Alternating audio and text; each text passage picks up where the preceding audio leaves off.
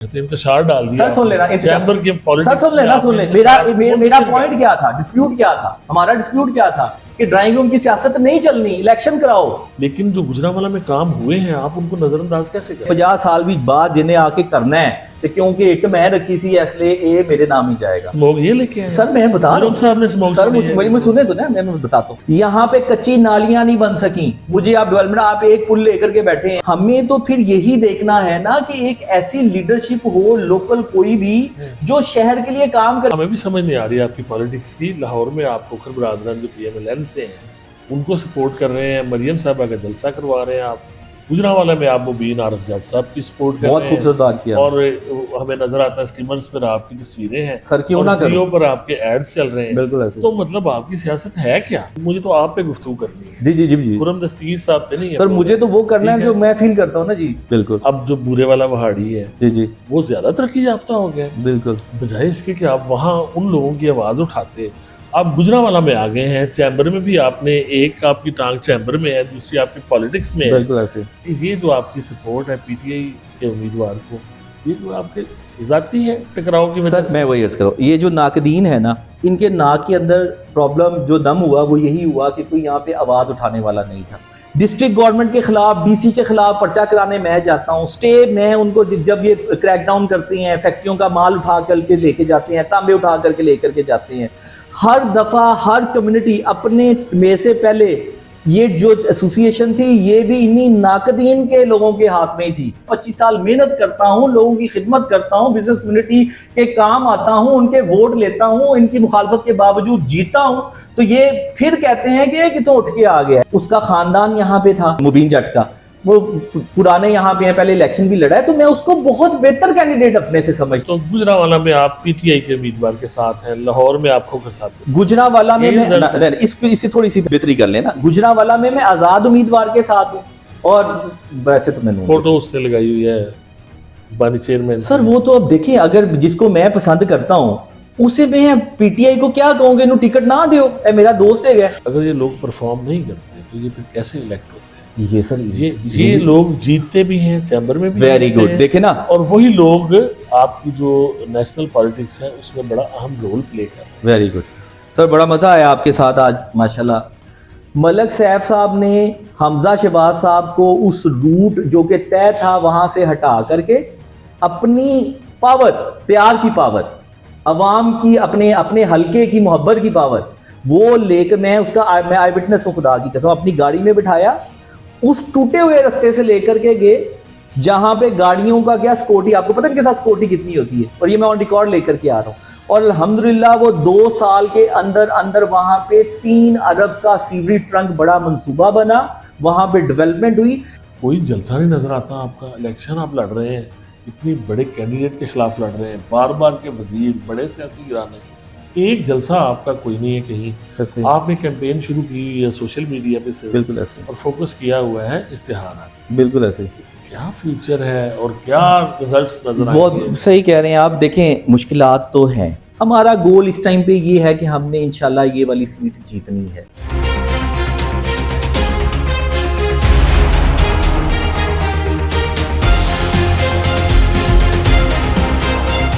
औज़ुबिल्लाहिमिनश्शैतानिर्रजीम, बिस्मिल्लाहिर्रहमानिर्रहीम।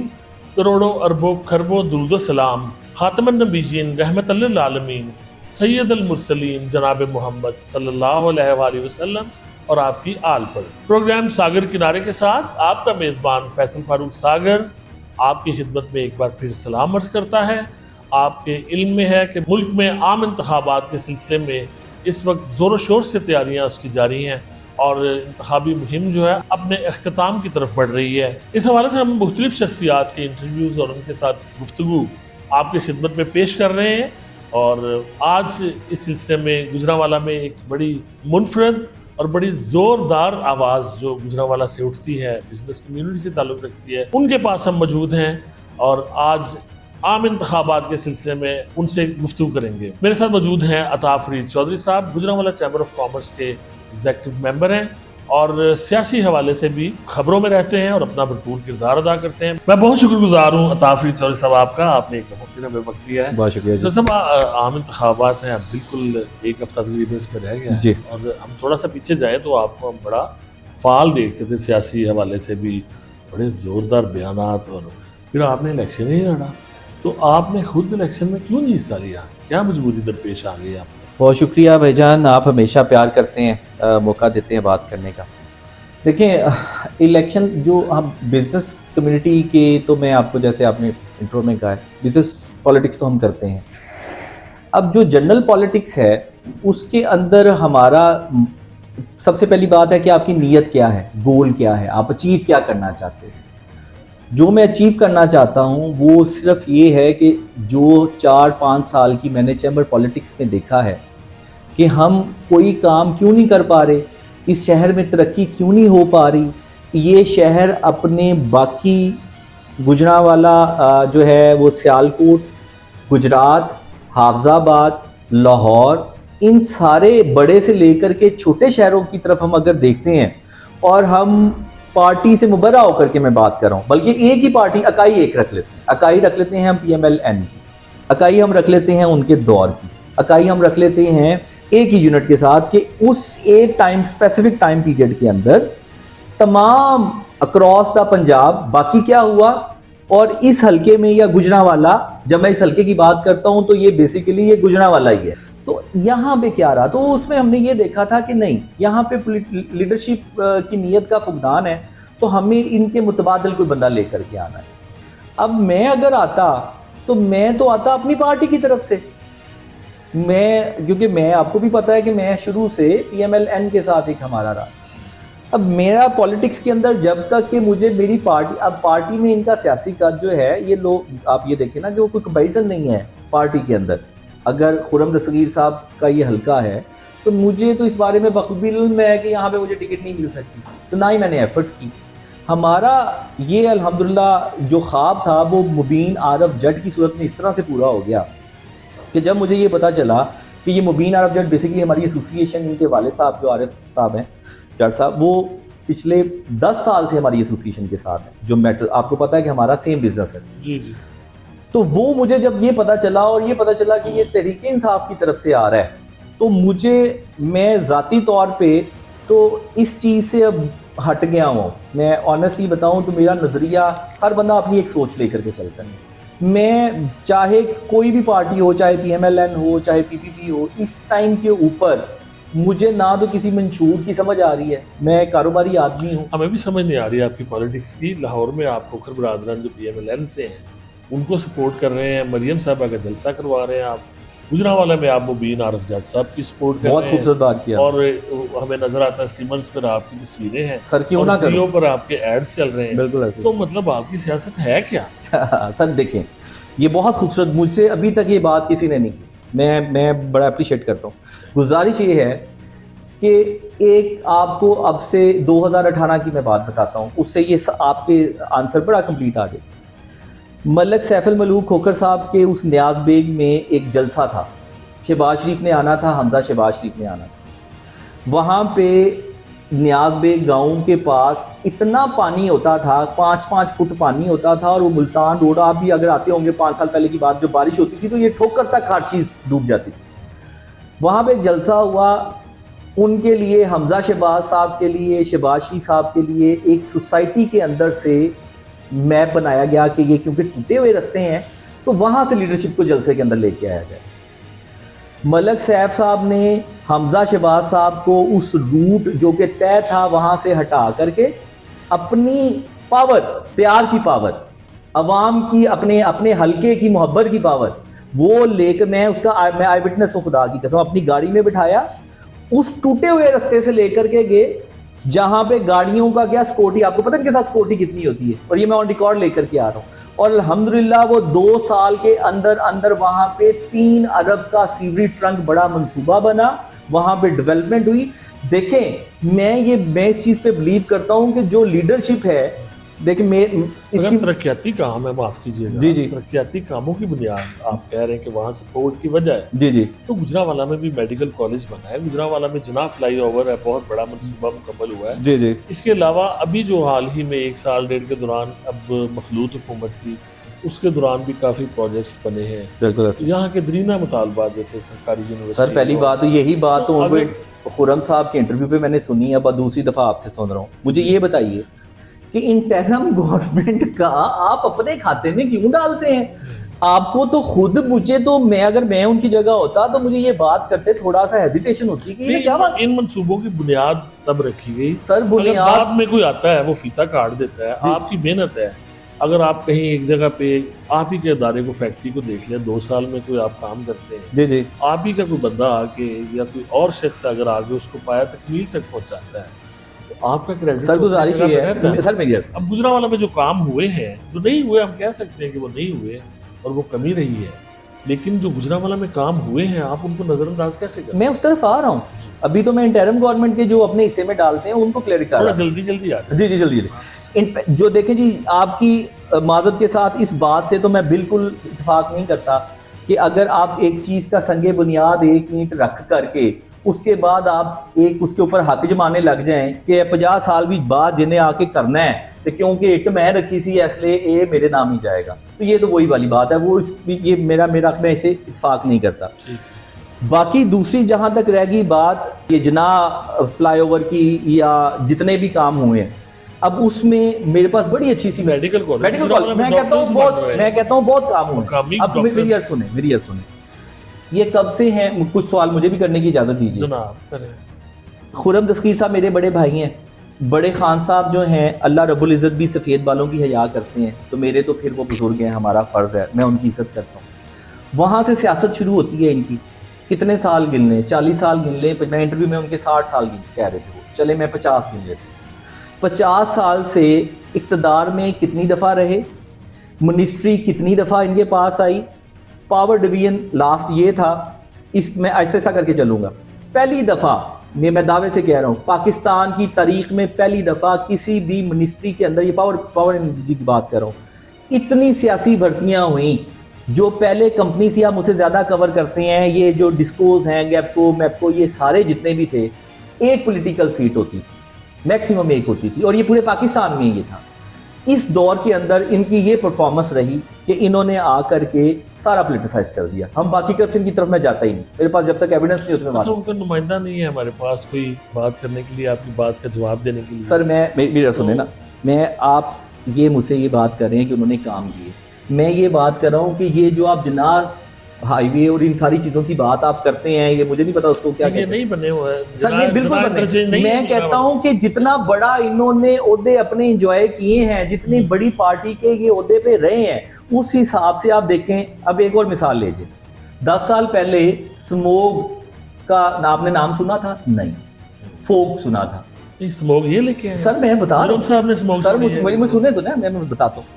ایک قدرتی آفت ہے نا جی, قدرتی آفت میں آپ کو پتا ہے کہ اب میں لوگوں کو کیوں کہتا ہوں کہ یہ کیوں ضروری ہے. قدرتی آفت ہے, فوگ ایسے ہی ہے نا, لوگوں کا بھی تو حصہ سر وہ پولوشن کی وجہ سے ہے نا. تو یہ پولوشن ایک آپ نے ایک نظام جو ایکو سسٹم ہے اس کو ڈسٹرب کیا, تو وہ قدرتی نظام میں ڈسٹرب ہوا نا, تو ہم اس کو قدرتی آفت ہی کہیں گے, چاہے ہماری وجہ سے ہوئی ہے لیکن ہے تو قدرت کا نظام. اب گزارش یہ ہے کہ اس کے اندر اب حالات یہ ہیں کہ لاہور میں ٹاور لگا رہے ہیں ٹرم گورنمنٹ, صاف فضا لے سکیں.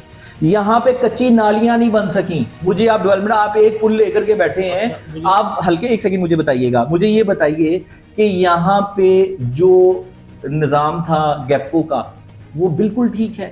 یہاں پہ جو GWMC یا کوئی بھی ادارے آپ لگا لیں, کہ آپ یہ لگا لیں, GDA لگا لیں, آپ نے یہ سارا کچھ کر لیا. آپ کی دیوار کے اندر تو چڑیا گھر کے اندر میٹر لگ گئے, سڑکیں بن گئی. اب اس کے لیے تو ان کا بیٹھا ہونا ضروری نہیں ہے, سارے شہر کو پتہ ہے. اب گزارش یہ ہے کہ اس طرح کے معاملات کے اندر ہمیں تو پھر یہی دیکھنا ہے نا کہ ایک ایسی لیڈرشپ ہو لوکل, کوئی بھی جو شہر کے لیے کام کرے. اب یہ کرتے کہ ان سے زیادہ انفلوئنشل پارٹی میں کوئی نہیں, ان سے زیادہ سیلیبریٹی کوئی نہیں, ان سے زیادہ انٹرنیشنل میڈیا کے اوپر کسی کو ٹائم نہیں ملا. شہر کے بارے میں کبھی میں نے ان کو بات کرتے نہیں سنا. تو میں کیسے پارٹی کے پیچھے لگ کر کے اپنی, اچھا جو بزنس پالیٹکس میں ہم دیکھتے ہیں, سیالکوٹ جیسے شہر جو پولیٹیکل اور بزنس کمیونٹی مل کر کے ہاسپٹل لے گئے, ایئرپورٹ بنا لیے, اتنے ہم کیوں نہیں کر سکے؟ وہ چاند سے آئے ہیں, ہم اس لیے نہیں کر سکے کہ ہمیں انہوں نے ساتھ نہیں دیا. اگر یہ اگر آپ کا پوائنٹ ہے, یقیناً بہت سے کام ہونے باقی ہیں, اس میں شک ہی نہیں.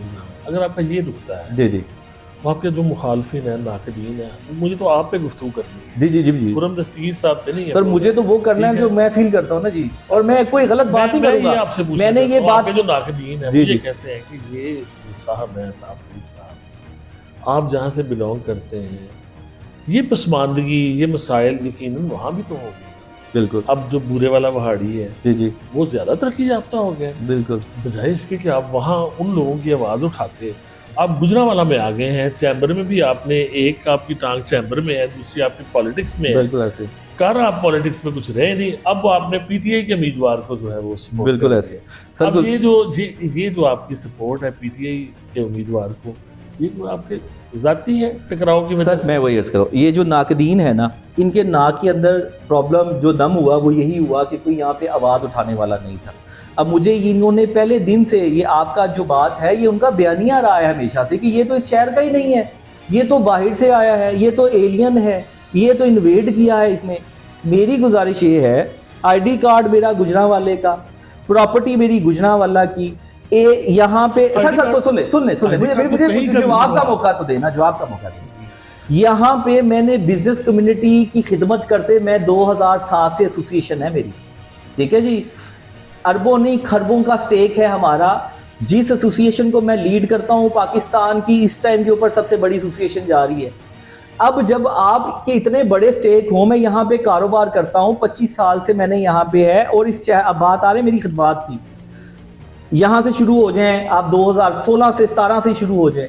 ڈسٹرکٹ گورنمنٹ کے خلاف ڈی سی کے خلاف پرچہ کرانے میں جاتا ہوں, اسٹے میں ان کو جب یہ کریک ڈاؤن کرتے ہیں, فیکٹریوں کا مال اٹھا کر کے لے کے جاتے ہیں, تانبے اٹھا کر کے لے کر کے جاتے ہیں, ہر دفعہ ہر کمیونٹی اپنے میں سے پہلے یہ جو ایسوسی ایشن تھی یہ بھی انہی ناقدین کے لوگوں کے ہاتھ میں تھی.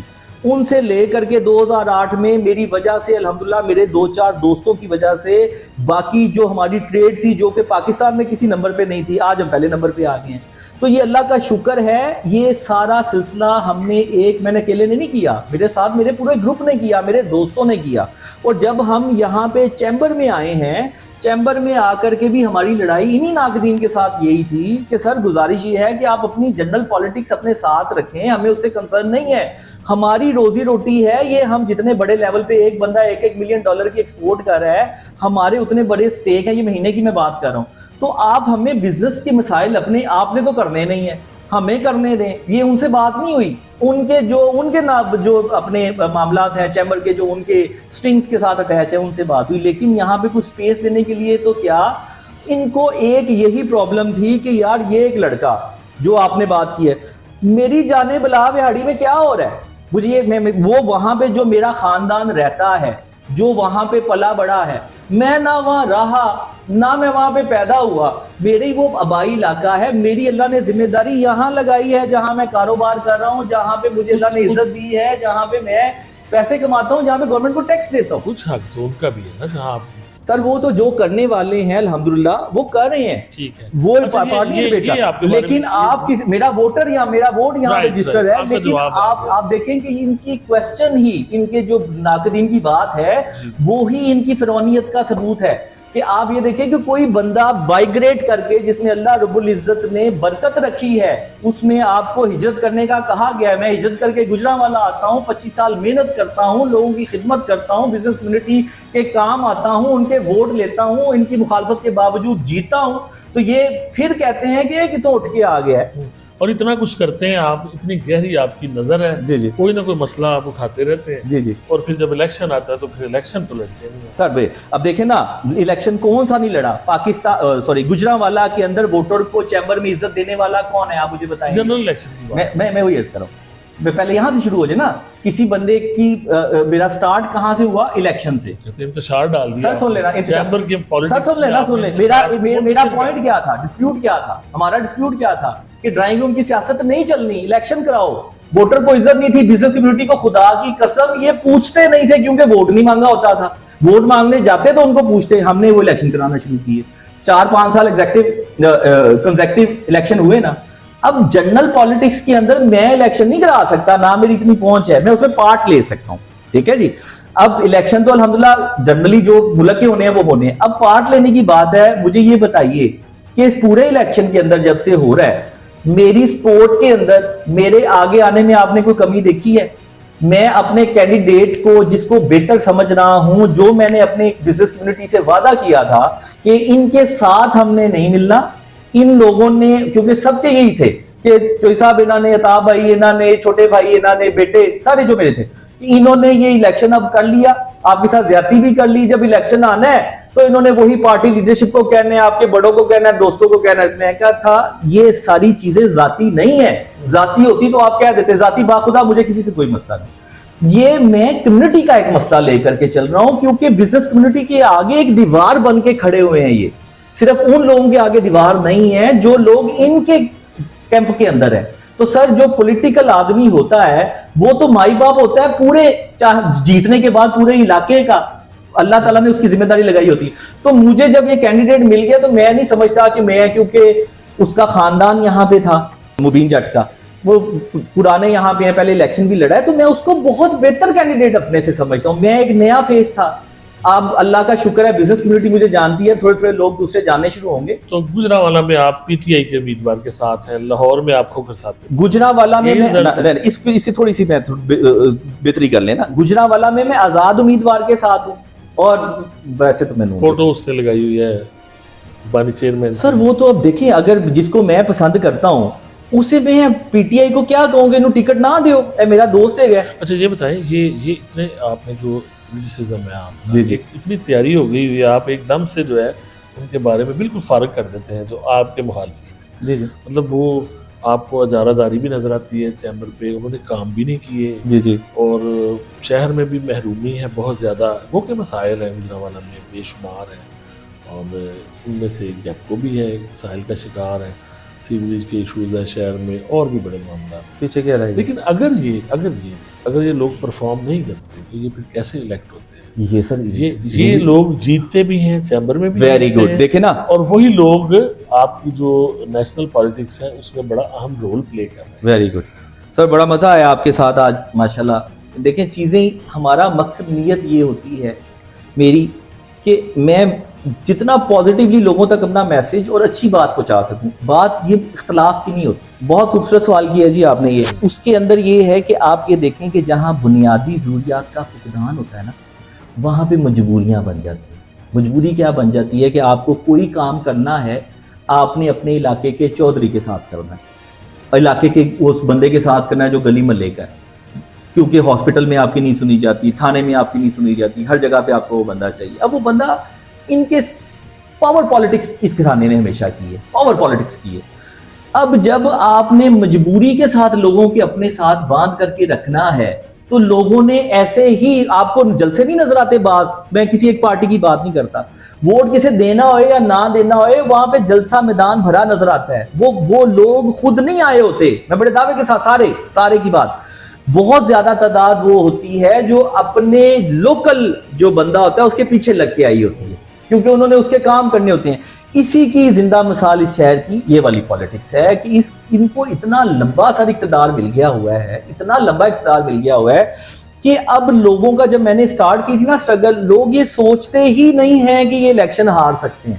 ڈاکٹر صاحب یہ پولیٹیکل کلچر ہے ہمارا جو بن بالکل گیا ہے، ہوا ہے، بالکل ہے، اور اس پولیٹیکل کلچر کو آپ ایک تو سر اس کا کاؤنٹر کرنے کا یہی طریقہ ہے نا جو میں کہہ رہا ہوں۔ یقیناً آپ کو اس میں مزید سیاسی کردار بھی ادا کرنا چاہیے۔ جی جی، اب یہ جو آپ اس وقت الیکشن ہونے جا رہے ہیں 8 فروری کو، جی جی، اس وقت جو آپ جس شخصیت کی کیمپین کر رہے ہیں، مبین عارف جٹ، مبین عارف جٹ کی کیمپین کر رہے ہیں، مبین عارف جٹ نوجوان ہے، آنا چاہیے نوجوانوں کو، بالکل، اور ہم 9 مئی کے واقعات کو ایک طرف رکھ دیں، ان کی سپورٹ، جس جماعت سے ان کی ایفیلیشن، اس کو بھی ایک طرف رکھ دیں، تو نوجوانوں کی حوصلہ افزائی بنتی ہے جن کو کوئی سیریس الزامات نہیں ہے کسی سے۔ لیکن یہ بتائیں کہ اب یہ جو آپ کا الیکشن کا ہے راستہ، جو اب آپ سارے پولیٹیکل کلچر کی نفی تو نہیں آپ کر سکتے، کوئی جلسہ نہیں نظر آتا آپ کا، الیکشن آپ لڑ رہے ہیں، اتنی بڑے کینڈیڈیٹ کے خلاف لڑ رہے ہیں، بار بار کے وزیر، بڑے سیاسی گرانے، ایک جلسہ آپ کا کوئی نہیں ہے کہیں، آپ نے کیمپین شروع کی ہے سوشل میڈیا پہ سے، بالکل ایسے، اور فوکس کیا ہوا ہے اشتہارات، بالکل ایسے، کیا فیوچر ہے اور کیا رزلٹس نظر آئیں گے؟ بہت صحیح کہہ رہے ہیں آپ۔ دیکھیں مشکلات تو ہیں، اس میں تو کوئی دو رائے نہیں، ایک لیول پلینگ اس طرح سے انفارچونیٹلی جس کینڈیڈیٹ کو میں سپورٹ کر رہا ہوں وہ جس پارٹی کے ساتھ اٹیچ ہے وہ مجھے ڈرا بیک ہو رہا ہے، اس میں کوئی شک نہیں کہ میں کیونکہ ریسٹرکشن جو ہیں وہ اس جماعت کے اوپر ہیں. اب میں اپنے کینڈیڈیٹ کو کر رہا ہوں تو مجھے اللہ کا شکر ہے کہ جتنی میں کر سکتا ہوں اتنی تو میں کر رہا ہوں. جیسے آپ نے کہا سوشل میڈیا پہ میرا پرائمری یہ تھا جو میں سمجھتا ہوں ذاتی طور پہ کہ یہ جو الیکشن ہے یہ والا الیکشن وہ دو چیزوں کا الیکشن ہے. لیول پلینگ فیلڈ نہیں ہے, یہ چیزیں ہمیں نقصان پہنچا رہی ہیں مجھے, کیونکہ میں ایز اے انڈیپینڈنٹلی میرا جو ایسوسیشن کا ممبر ہے, ہم بزنس کمیونٹی اس کو سپورٹ کر رہے ہیں, ہم اس طرح سے وہ پرکس نہیں انجوائے کر پا رہے جو دوسری پارٹیز کر رہی ہیں جلسے بھی. حالانکہ 144 کا نفاذ ہے, دفعہ 144 تو وہ ظاہر ہے وہ کر, یہ چیزیں تو نظر آ رہی ہیں. لیکن میں ہمیشہ بلیو کرتا ہوں, میں ایک پریکٹیکل آدمی ہوں, اللہ تعالیٰ نے تھوڑے سے زیادہ مجھے نوازا ہے, اللہ کا شکر ادا کرتا ہوں. تو میں ہمیشہ ڈٹرمینیشن پہ اور اپنے گول پہ فوکس ہونے پہ بلیو کرتا ہوں. ہمارا گول اس ٹائم پہ یہ ہے کہ ہم نے انشاءاللہ یہ والی سیٹ جیتنی ہے.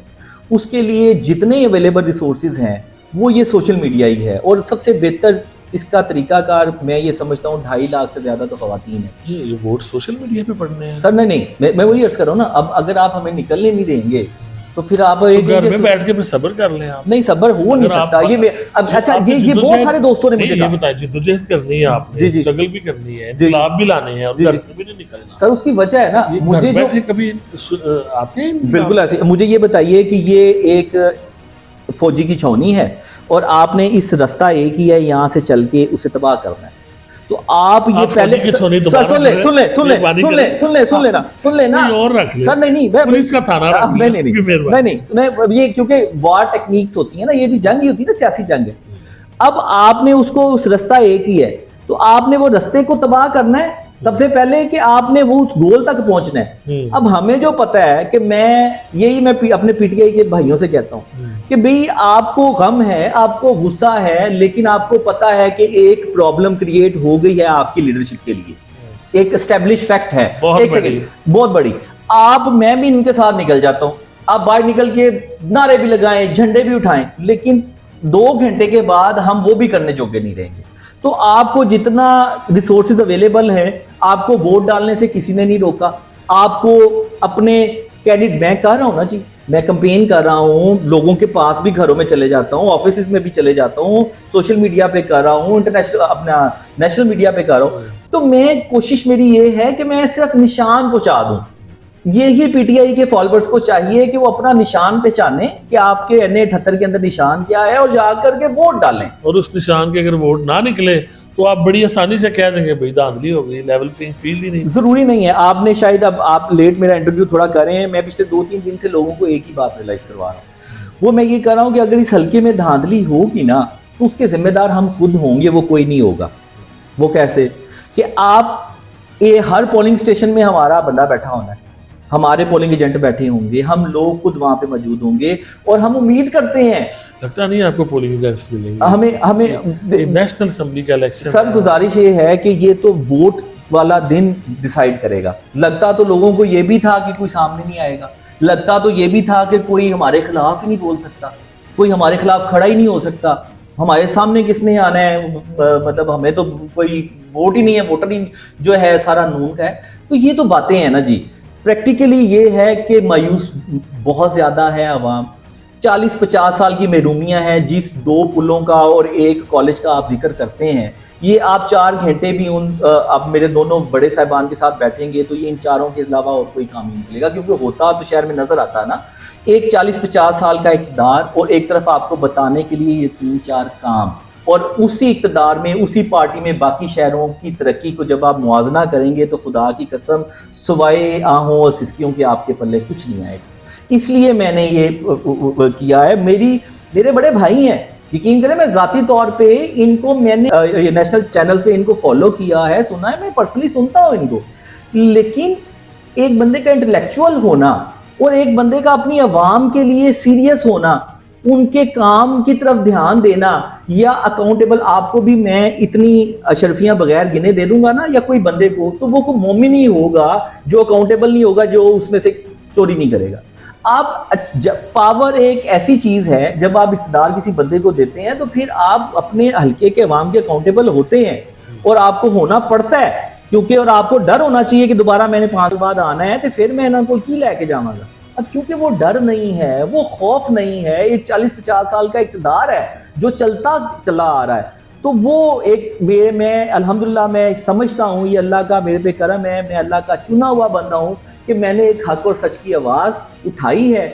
وہ کتنا کام کرتی ہے، اس کو لوگ کتنا سنتے ہیں، اس کے کیا نتیجے ہیں، مجھے اس سے غرض نہیں ہے، سب سے زیادہ مجھے یہ ہے کہ اللہ مجھے میری نیت کی جزا دے گا۔ آخر میں یہ بتا دیں کہ یہ جو آپ کا گجرانوالہ بزنس گروپ بنا جی ہے جی چیمبر آف کامرس میں، جی جی نام بدلنے کی ضرورت کیا پیش آ گئی آپ کو؟ آپ کے دوسرے ساتھیوں سے بھی ہم نے سوال کیا ہے، جی جی دیکھیں گزارش یہ ہے کہ کوئی نئے ہم نے کچھ ساتھیوں نے سٹرگل شروع کی، کرتے کرتے اللہ تعالیٰ نے قافلہ بڑا ہوتا گیا، تو اب وہ کئی گروپ آ گئے تھے، کوئی رائس کمیونٹی آ گئی، کوئی اسٹیل کمیونٹی آ گئی، بہت سارے گروپ اب اکٹھے ہو گئے تھے، تو اب تو لوگوں نے مذاق بنانا شروع کر دیا تھا کہ نام ایک ایکسٹری گروپ، کیونکہ ظاہر ہے اتنا بڑا گروپ، ایک فیملی ہماری الحمدللہ بہت بڑی ہوگی، تو اللہ کا لاکھ لاکھ شکر ہے۔ آپ یہ دیکھیں کہ ہم سب بہت خوش ہیں کہ ہر گروپ کے بندے نے جو ہے وہ اس چیز پہ اعتماد کا اظہار کیا کہ ہم سب کا ایک نام ہونا چاہیے تاکہ وہ اس میں زیادہ قوت